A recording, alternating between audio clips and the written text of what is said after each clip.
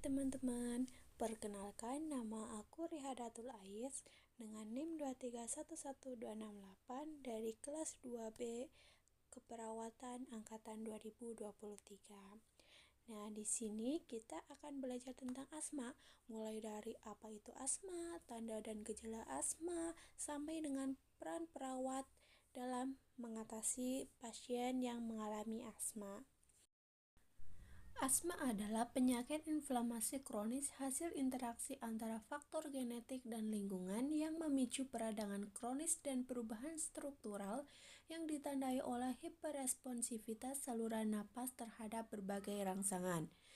Saluran napas menjadi sangat sensitif dan menyempit secara berlebihan ketika terpapar pemicu seperti alergen, iritan, aktivitas fisik, atau infeksi saluran pernapasan.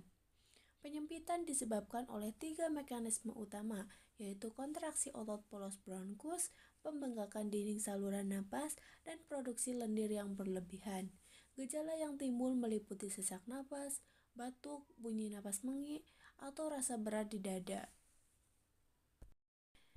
Asma dipengaruhi oleh beberapa faktor. Yang pertama ada faktor keturunan atau genetik.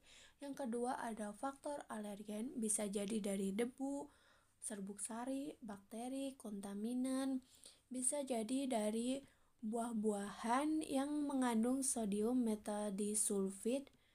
Yang ketiga ada kontak yang masuk melalui kontak dengan kulit seperti perhiasan, logam, dan jam tangan. Perubahan cuaca juga bisa menjadi faktor yang menyebabkan asma. Cuaca yang lembab dan udara pegunungan yang dingin sering mempengaruhi asma. Suasana dingin dapat tiba-tiba memicu serangan asma. Terkadang serangan dikaitkan dengan musim seperti musim hujan dan musim kemarau. Gejala atau tanda yang biasa muncul pada saat seseorang penderita asma sedang kambuh yaitu hipoventilasi, dyspnea, seizing atau mengik, peningkatan nafas pendam, kelelahan, pusing, dan kecemasan. Adapun gejala utama yang sering muncul pada penderita asma adalah dyspnea, batuk, dan wheezing atau mengik. Selanjutnya masuk ke komplikasi dari penyakit asma. Apabila asma tidak ditangani dengan baik, maka akan menyebabkan berbagai komplikasi. Berikut adalah beberapa komplikasi akibat penyakit asma. Yang pertama yaitu asma akut. Asma akut adalah kondisi di mana gejala asma memburuk secara tiba-tiba, seringkali disertai dengan kesulitan bernapas, batuk, dan mengik.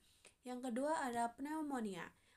Pasien asma lebih rentan terhadap infeksi saluran pernapasan termasuk pneumonia yang dapat diperburuk oleh inflamasi saluran napas.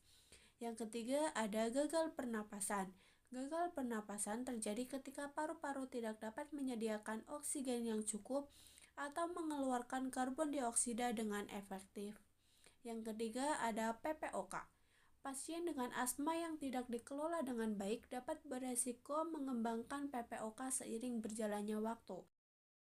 Nah, setelah kita belajar tentang apa itu asma, tanda dan gejala asma, dan komplikasi asma, selanjutnya kita akan belajar tentang teknik terapi yang digunakan untuk penyakit asma. Yang pertama ada PLB. Apa sih itu PLB?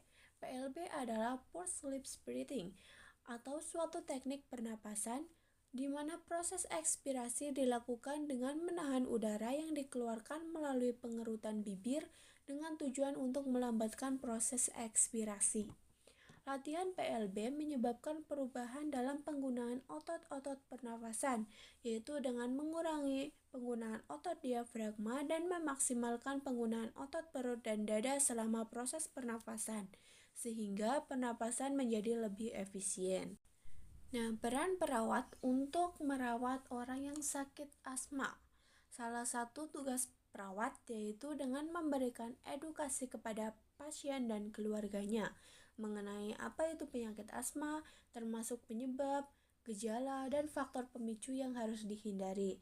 Selain itu, perawat juga bertanggung jawab untuk mengajarkan pasien tentang penggunaan obat, termasuk cara penggunaan inhaler dan nebulizer dengan benar.